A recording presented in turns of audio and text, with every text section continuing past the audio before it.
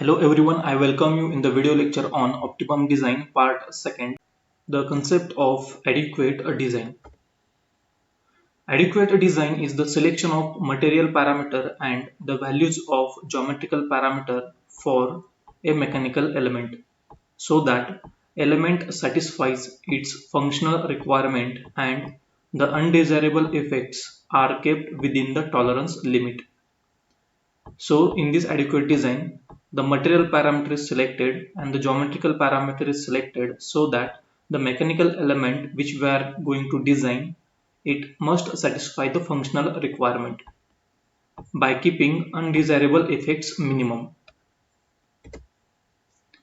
Because of loosely defined overall design objective, there are number of adequate designs available for a single design problem. So this is the most important difference between adequate design and optimum design. In adequate design, the design objective is not designed properly and hence it results into a number of design solutions for a single design problem. For example, consider the design of shaft in a gearbox. The material is selected from the list of feasible materials for the shaft and the diameter is determined based on the strength and rigidity considerations. By changing the materials, a number of feasible designs can be obtained. All such designs are known as adequate design. For example, here we have to design the shaft. So there will be number of feasible materials available. For example, if we consider the steel, we can select 30C8, 40C8 or 45C8. So we have three different material for this shaft and diameter is determined on the basis of strength and rigidity. So the maximum diameter will be selected out of these two criteria. So we will be having only one diameter, final diameter and three different materials. So by changing the materials, we get the three different solutions to a single problem, that is design of shaft. For the design of shaft, all such designs are called as adequate designs. One diameter, final diameter and three different materials, 30C8, 40C8 and 45C8. So we have three different solutions and all such solutions, all such designs are called as adequate design. Now the optimum design. Optimum design of a mechanical element is the selection of material and the values for the geometrical parameters with objectives of either minimizing a most significant undesirable effect or maximizing a most significant functional requirement. If you look at the optimum design concept, here we have a properly designed, properly defined objectives which was not there in the adequate design. So this is the basic difference. The objectives in the optimum design might be maximize one of the quantities like power transmitting capacity, load carrying capacity, energy storing capacity, etc. So these parameters are to be maximized, and as we need to maximize these parameters, these are nothing but the functional requirement parameters like power transmitting capacity, load carrying capacity and energy storing capacity. There are some parameters that we need to minimize, that is to minimize one of the quantities like weight, center distance, deflection. So these parameters that we need to minimize are nothing but the undesirable effect. Weight, if you reduce the weight,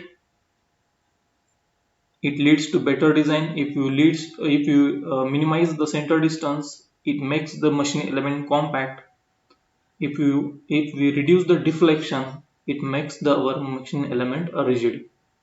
So this is the concept related to objectives in the optimum design. The objectives in the optimum design either to be maximized or for the minimization. Consider an example of the design of shaft in a gearbox. The objective of minimizing the weight, keeping the material cost within the specified limit. Here, out of the number of designs available, there is a single design for which the weight is minimum, with the material cost within the specified limit. Such design is called as optimum design. So same example we have seen for the adequate design. In the adequate design, we were having three different materials 30C8, 40C8 and 45C8 for a single diameter shaft. So there were three solutions, but because of the lack of defining the objectives, there was not proper guidance for the selection of best solution in the adequate design. But as here at the start only we have defined the objectives for design problem, that is objective for the minimization of weight. So out of that three materials 30C8, 40C8 and 45C8 we can easily select the material which is having minimum weight and having the cost within the specified limit. So in the optimum design we get the best solution as compared to the adequate design. Now we'll see the concept of a design equation used in the optimum design. There are three equations: primary design equation, subsidiary design equations, and limit equations. So let us look at first primary design equations. So in the optimum design of mechanical element, the primary design equations is the one which express most significant functional requirement to be maximized or most significant undesirable effect to be minimized. In the last slide also we have seen what are the functional requirements that we need to maximize always and what are the significant undesirable effects that we need to minimize always. For example, functional requirement that we need to maximize may be power transmitting capacity, load carrying capacity or energy storage capacity, and the undesirable effect may be weight, cost, deflection, vibration. So the primary design equation always express such parameters, either functional requirement parameter or undesirable effect. The primary design equation expresses the quantity upon which the particular optimum design is based. It is designated by PDE. For example, now this example is very important from understanding point of view. In the optimum design of a gear pair for a maximizing the power transmitting capacity. Now here we have objective for as maximization of power transmitting capacity. So this is the objective of optimum design problem. Then the primary design equation which express the power transmitted by gear. Now you can easily understand that what is our objective. Our objective is to maximize the power transmitting capacity. Then this primary design equation will express the power transmitted by gear, that is P in kilowatt is equal to 2 pi n mt upon 16 to 10 raised to 6. So that will be our primary design equation, which is the most significant desirable effect to be maximized. If you consider the another example, in the optimum design of the shaft for minimizing the weight. Now this is our objective for the optimum design, minimizing the weight. Then obviously the primary design equation will express the weight of the shaft. Therefore here it is written the primary design equation is the one which expresses the shaft weight.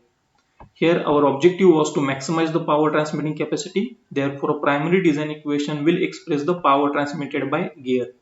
Here our objective is to minimize the weight. So obviously the primary design equation will express the shaft weight. We are going to see how this weight can be expressed and how that primary design equation can be expressed for the shaft weight. So that we are going to study in the next part of this lecture. And the next is the subsidiary design equation. Now actually the primary design equation and subsidiary design equation are for the functional requirement parameter or undesirable effect. But the subsidiary design equations are those other than the primary design equations for the same optimum design problem. Subsidiary design equations are designated by SDE. The subsidiary design equations are express either functional requirement or undesirable effect. For example, stress equations in any optimum design are generally subsidiary design equation.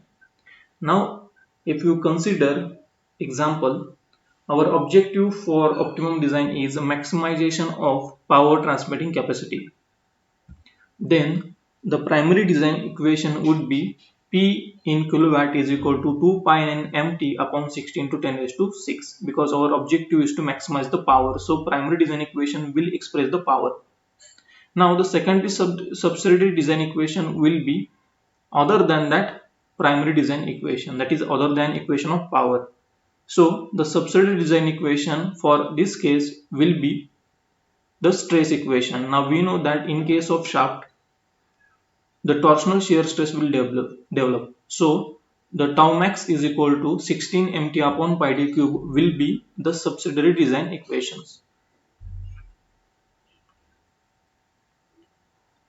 So generally the stress equations are subsidiary design equations.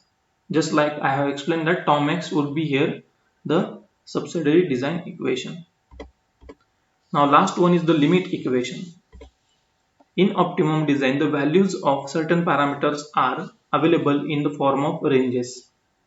These ranges are expressed mathematically by equations known as limit equation. For example, this sigma t.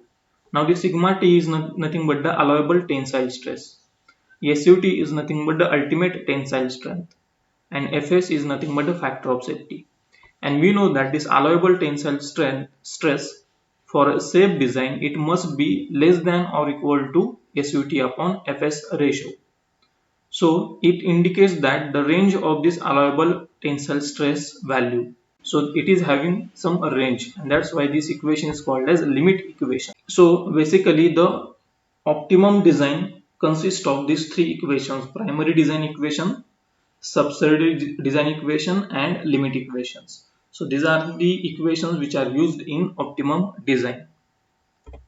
Now we'll see the procedure for optimum design. So first step is define objective of optimum design. This is the first step. Always the objectives we have to define first in the optimum design. Then we have to write the initial PDE, that is initial primary design equation, which express the quantity to be optimized. If we have to maximize the power transfer, then PDE will be equation of power. If we have to minimize the weight, then the PDE will be equation which gives the weight of that component.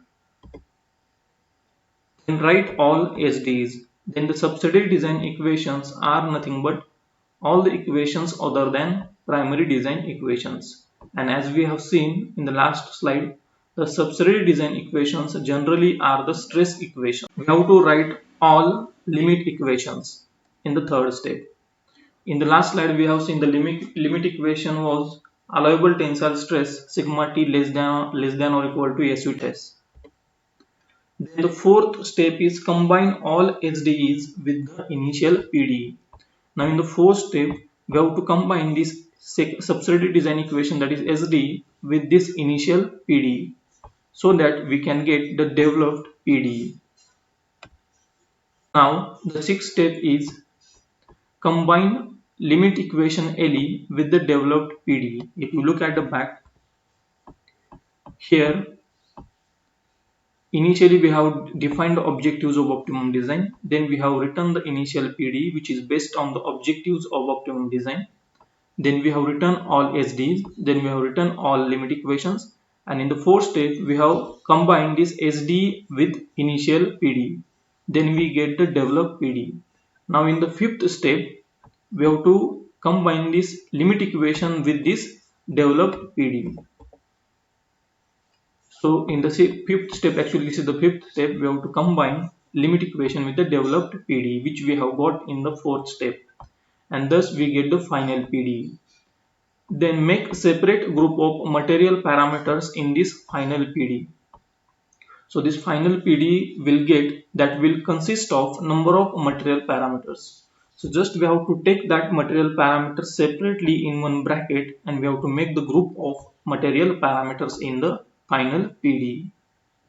Remember, in these steps I have used three terms: initial PD, which we have used here initially, which we have expressed initially. Then developed PD. Developed PD is nothing but the combination of SD and initial PD. And then I have used another word, that is final PD, which is nothing but the combination of limit equation and developed PD. Now in the seventh step, we have to find out the values of group of material parameters for all the materials using tabular data. So as we have seen at the start of this lecture, in the optimum design problem, you will be given the tabular data for different materials. 3 or 4 materials will be given, and corresponding details will be given for that materials. So using that table, we have to find out the group of material parameters which we have made in this final PD. By comparing the objectives of optimum design or optimization with the values of group of material parameter, select the optimum material. Then calculate the optimum values for the eliminated geometrical parameters from second subsidiary design equation by solving the original design equation. Now in this step, we have to find out the eliminated geometrical parameters.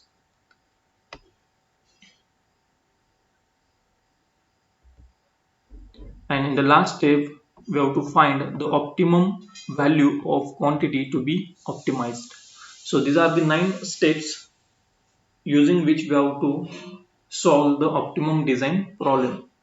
Now with using these steps, we are going to solve the problems or numericals in the next video lecture, so that you will better understand all the steps.